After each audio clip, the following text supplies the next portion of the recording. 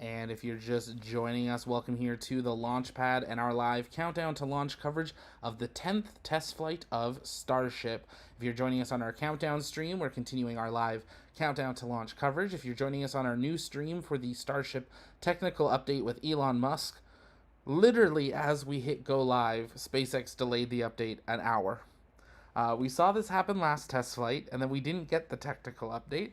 So we'll see if history repeats itself. But we are now just about an hour away from that supposed update from Elon, which will be very interesting because that means Elon will be live while they're doing the go no go for propellant loading. So this is going to be a very dynamic period of time. We'll see what happens. We're spooled up and ready in case Elon goes live earlier for some reason, so we'll be keeping a close eye on that. But SpaceX did just reschedule their space for the technical update, pushing it 1 hour. So an hour and 3 minutes from now, we are 2 hours 33 minutes to liftoff. If it's your first time here, though, welcome. My name's Zach. I'm the founder and host here at the Launchpad Network, and here at TLP, it's our mission to inform and inspire the explorers of tomorrow because we believe that space is better together, and we're glad to have you joining us live here today. If you haven't yet, take a moment, engage that like button. Let us know in the chat where you're watching from. Our very own TLP rocket chaser Gavin is down on site, ready to capture today's broadcast. So make sure you head on over to the launchpad.store. That is where we have the pre-launch Flight 10 posters now available from Gavin. So definitely go check those out. That helps support what we do, helps support our rocket chasers. And we're excited to have you all joining us live here today. While we wait now this extra hour for the Elon update, we want to hear from you in the chat. What do you think Elon will talk about or announce during today's Starship Technical update? We've seen some interesting things spotted around Starbase, some launch chairs that look like they could be different from Dragon. We've seen a much cleaner version of the V3 Raptor engine. What do you think Elon will talk about as we get ever closer to that liftoff time? SpaceX still targeting the opening of today's window, liftoff at 6:30 p.m. local time, 7:30 p.m. Eastern, 11:30 p.m. UTC. As always, if you guys have questions, you can send those in the chat by tagging me at the Launchpad, and I'll work on answering those live to the best of my ability while we continue through today's broadcast. While you do so, also take a moment and share out that stream. We got lots of people tuning in from all over the world. We got Maria and Devin, England. Welcome. Charles is watching from his M3 office chair. We got Masaf watching in Canada. Great to have you joining us live here today. We got John in Charlotte, North Carolina. Peter's in the UK. Lynn is in Naples, Florida. Randy's in Mississippi.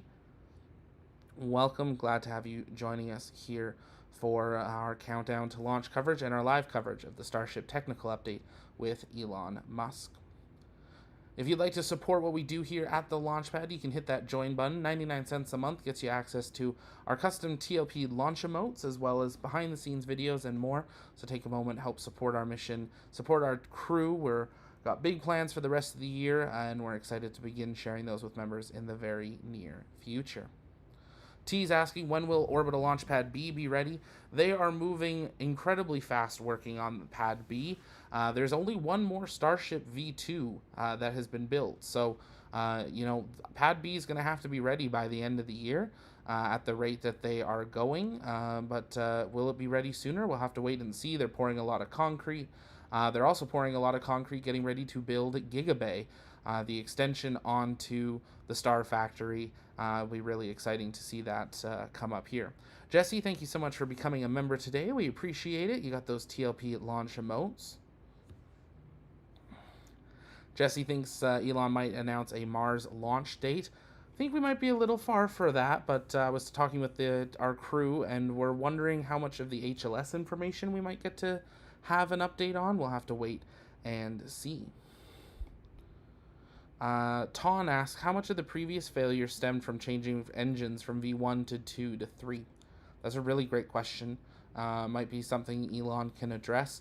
There was a lot about the harmonics and the vibrations that happened in the V2 ship that they've been having to address, as well as some issues with the COPVs and other things. So they've had lots of learns in V2, and we'll soon be on to version 3 of Starship, which will be really exciting to see.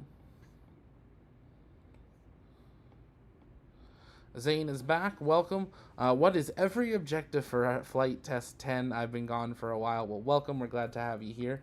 I'll dive through a few of them. We'll dive into more of them as we get closer and closer to that liftoff. And then, of course, as we go through the launch program and timeline, we'll be running through them. Some of the biggest objectives will be they are not attempting to catch Booster 16.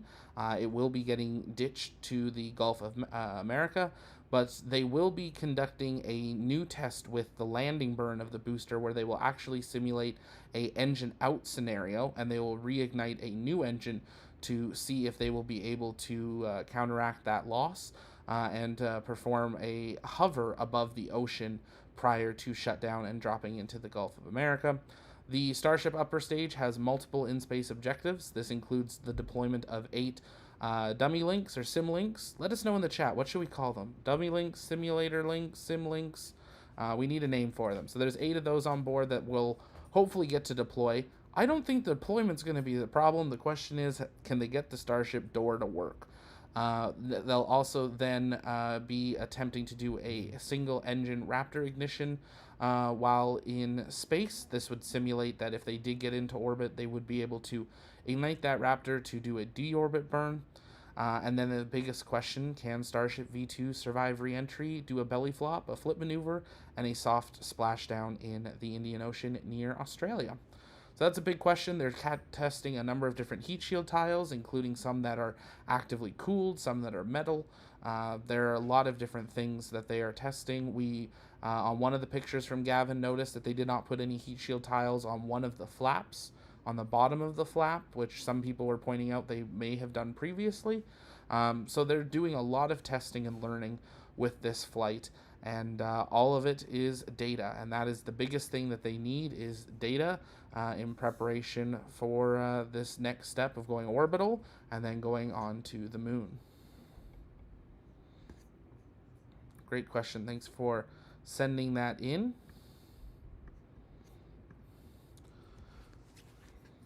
Catching up on your guys' questions in the chat. You can send those in by tagging me at the Launchpad.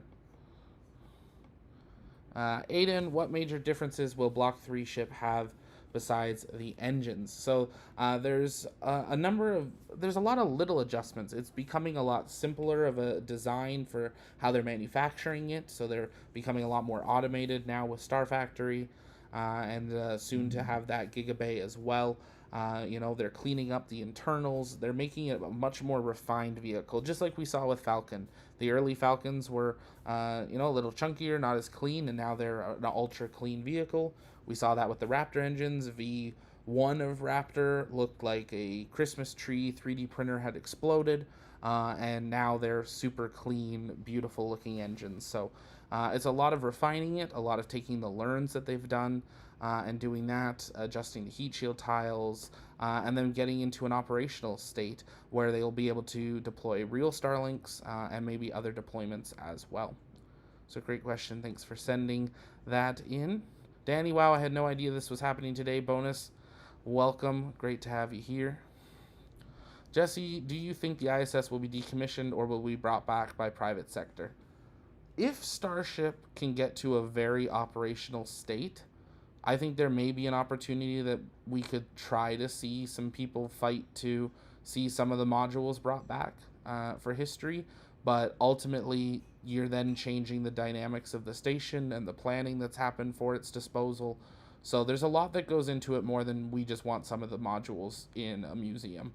And then the question is, what museum? We're seeing fights over shuttles that were homed a decade ago. How would you decide who gets to have the International Space Station? So big question, and we'll just have to wait to see how that plays out. Does Starship have a transponder like other aircraft? That is a really great question. I've never actually seen that asked before. I'll see if one of our crew that works with airplanes may have an idea or not. He can let me know in the back channels there, but it is also something that they do have a lot of obviously tracking and telemetry on the vehicle, so even if it doesn't have a specific transponder like a plane, it'll have other telemetry and tracking downlink on it. Great question. I'll see if I can get an actual answer on that.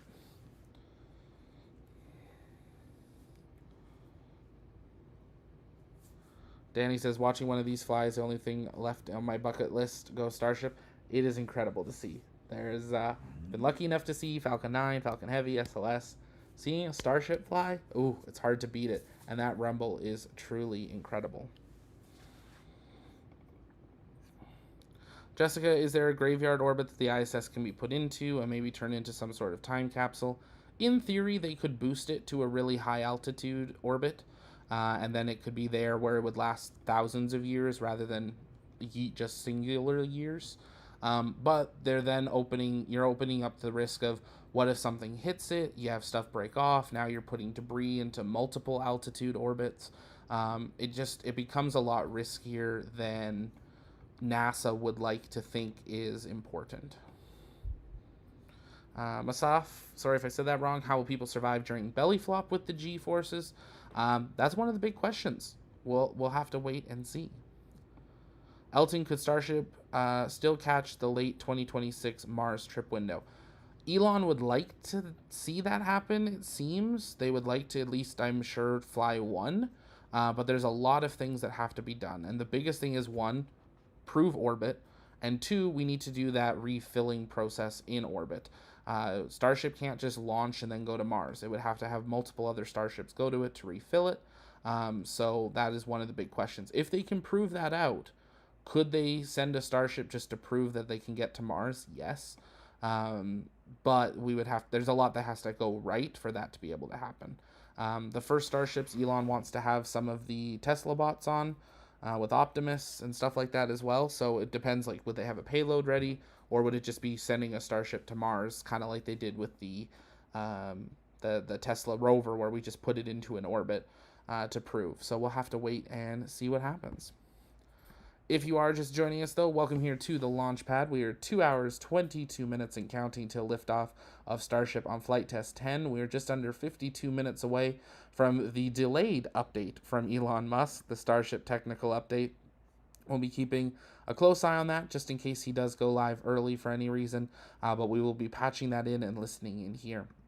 You guys can keep sending in your comments and questions in the chat by tagging me at the launch pad. We're going to take a very quick commentary break, refill the beverage cups, and grab a snack as we follow along for the last 2 hours of the count. We are keeping a close eye on the current weather conditions, also down at the Starbase region, taking a look at that weather coming in from the GOES satellite. You can see there are some thunderous cells starting to develop to the north and the south of Starbase. So that is something we're going to have to monitor over the time. We have our live cameras. We might be able to pull one out in a little bit and look to the west to see what those cells are looking like. The big thing is Starship in theory can launch in rain, but Lightning, that definitely cannot. So we'll have to wait and see how that progresses. But stay with us right here on the launch pad as we continue to count down T-minus 2 hours, 20 minutes, 52 seconds, and counting till launch.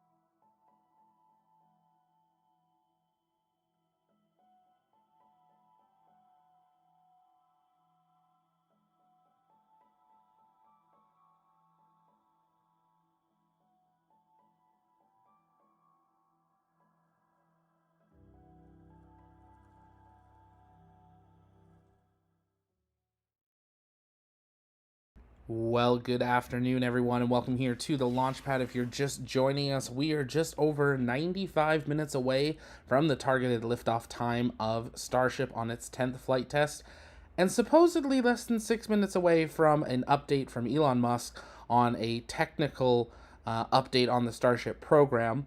We are keeping a close eye out for that update to begin, but the space that was preset on X now says stream ended.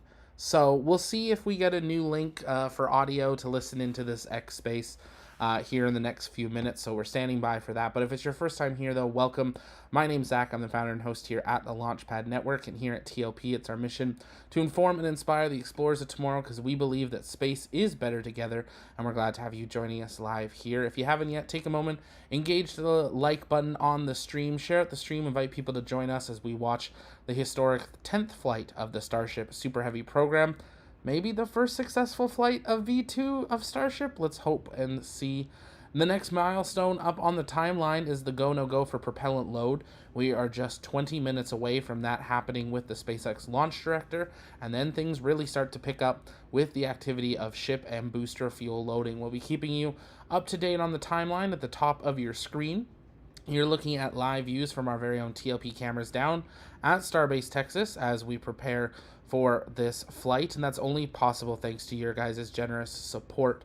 If you'd like to support what we do, you can hit that join button to get access to our TLP custom launch emotes, or you can hit that super chat button, and we'll be answering your guys' comments and questions live. Now, you don't have to use the super chat to ask a question. You can send those in the chat by tagging us at the Launchpad, and I'll do my best on answering those live.